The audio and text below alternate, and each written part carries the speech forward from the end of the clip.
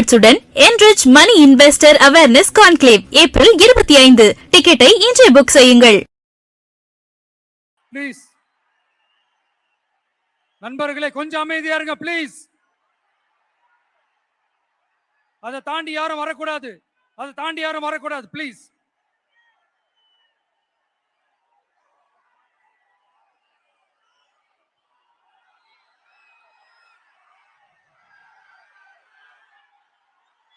என் நெஞ்சில் குடியிருக்கும்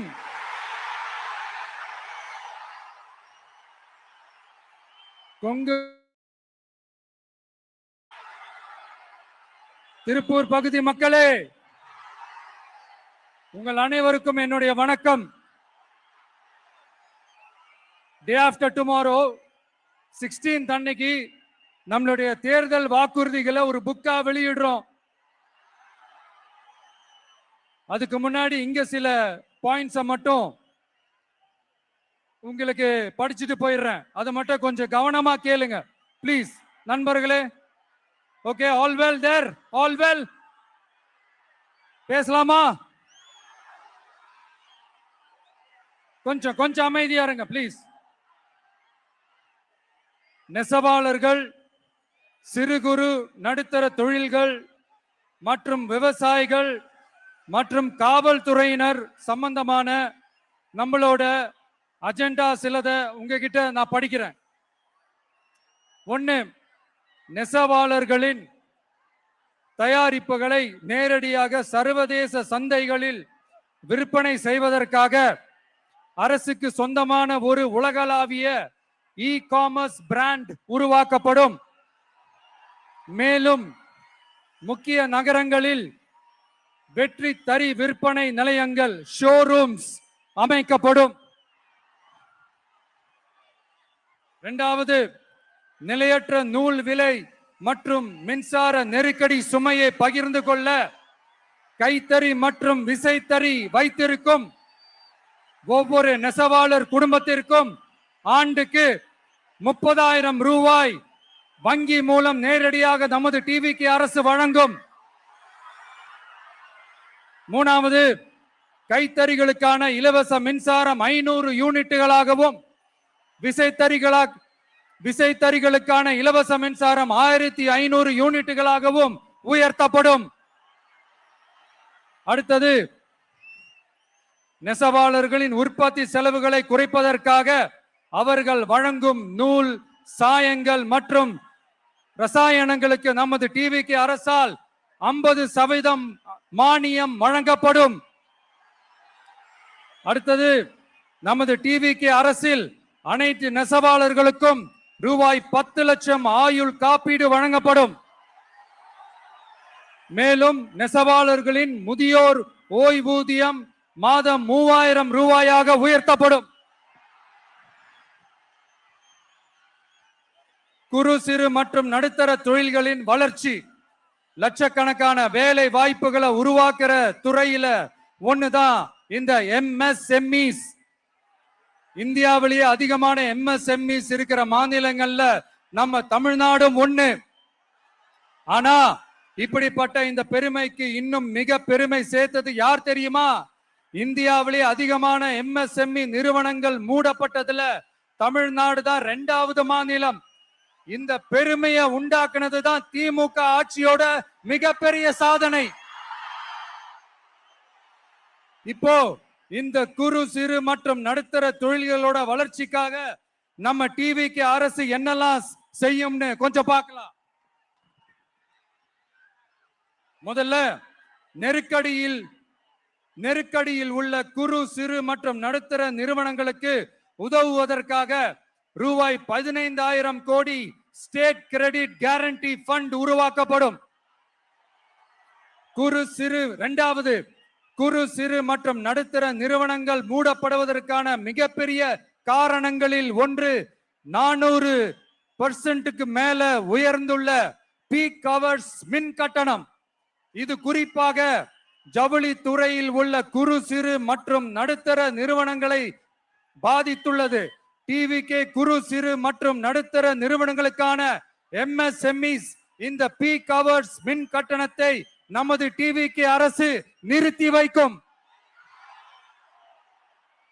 அடுத்தது விரிவான ஆய்வுக்கு பிறகே மின் கட்டணத்தை முறைப்படுத்தும்.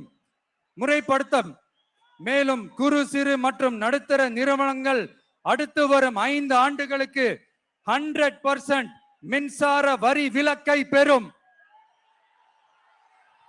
அடுத்தது குறு சிறு மற்றும் நடுத்தர நிறுவனங்கள் உலக அளவில் போட்டி போடுவதை உறுதி செய்வதற்காக அவற்றை நவீனமயமாக்க ஒரு யூனிட்டுக்கு ரூபாய் 50 லட்சம் வரை என்ற அளவில் 35% நேரடி மூலதன மானியத்தை நமது டிவிக்கு அரசு வழங்கும்.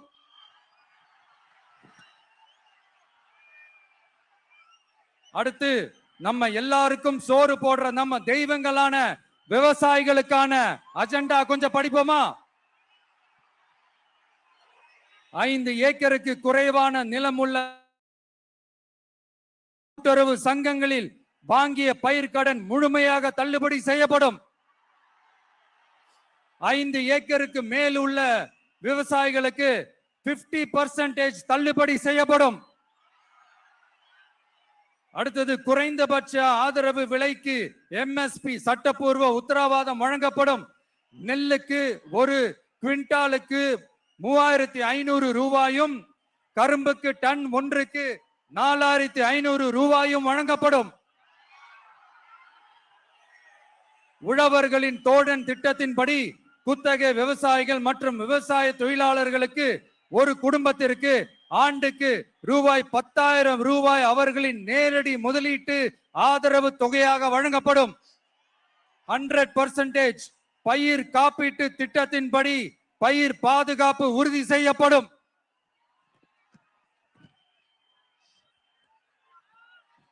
கடைசியாக நமது அரசு ஊழியர்கள் நலன். அரசு ஊழியர்களின் நலனுக்காக பழைய ஓய்வூதிய திட்டம் மீண்டும் வழங்குவது குறித்து நமது டிவிக்கு அரசு கனிவுடன் பரிசீலித்து மதிப்பீடு செய்யும். அடுத்தது 5 அல்லது அதற்கு மேற்பட்ட ஆண்டுகள் தொடர்ச்சியாக அரசு பணியை நிறைவு செய்துள்ள அனைத்து தற்காலிக ஆசிரியர்கள், செவிலியர்கள் மற்றும் எழுத்தர் பணியாளர்களை நமது டிவிக்கு அரசு பணி நிரந்தரம் செய்யும். 3வது, பதவி உயர்வுக்கு பணம் பெறும் கலாச்சாரத்தை நமது டிவிக்கு அரசு முடிவுக்கு கொண்டு வரும். அனைத்து அரசு ஊழியர்களின் இடமாற்றங்களும் வெளிப்படையான மற்றும் கால வரையறைக்கு உட்பட்ட முறையில் நடைமுறைப்படுத்தப்படும். 4வது, காவலர்களின் அடிப்படை மாத ஊதியத்தை 18,200 ரூபாயிலிருந்து 25,000 ரூபாயாக நமது டிவிக்கு அரசு உயர்த்தும். அதிக மன அழுத்தம் உள்ள பணிகளில் ஈடுபடும் காவலர்களுக்கு பணிப்படியாக மாதம் 1000 ரூபாய் கூடுதலாக வழங்கப்படும். காவலர் நலன் மற்றும் பணி நிபந்தனைகள் சட்டத்தை, அதாவது police welfare and working conditions act, நமது டிவிக்கு அரசு இயற்றும். அச்சட்டத்தின்படி காவலர்களின் பணி நேரங்கள் முறைப்படுத்தப்படும். அதிக பணி சுமை கொண்ட காவலர்களுக்கு வாரத்திற்கு ஒரு சுழற்சி முறை விடுமுறையை உறுதி செய்யப்படும்.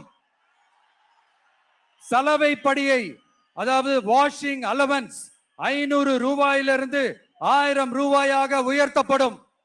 மேலும் மதுரை, கோயம்புத்தூர், திருச்சி, திருநெல்வேலி, சேலம் மற்றும் வேலூர் ஆகிய இடங்களில் காவலர் நல மருத்துவமனைகள் நமது டிவிக்கு அரசு நிறுவும்.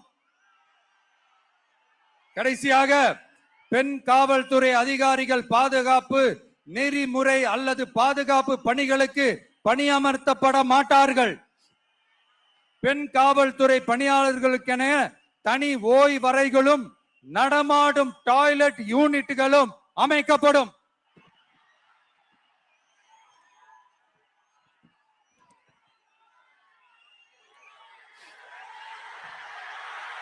நீங்க எல்லாரும் இந்த விஜய 100% நம்பலாம்.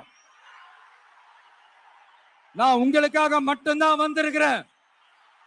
உங்களுக்காக நன்றி கடன் செலுத்துறதுக்காக மட்டும்தான் வந்திருக்கிறேன். பொய் வாக்குறுதிகள் கொடுத்து நான் உங்களை ஏமாத்த மாட்டேன்.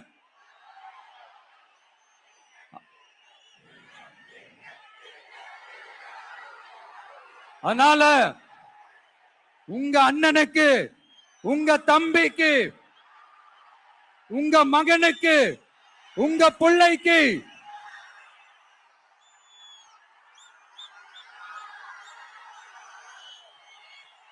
ஒரே ஒரு வாய்ப்பு கொடுங்க. தயவு செஞ்சு விசில் சின்னத்துக்கு ஓட்டு போடுங்க. இது ஒரு விசில் புரட்சி தேர்தலா இருக்கணும். கான்பிடண்டா இருங்க. நல்லதே நடக்கும். வெற்றி நிச்சயம், வெற்றி நிச்சயம், வெற்றி நிச்சயம்.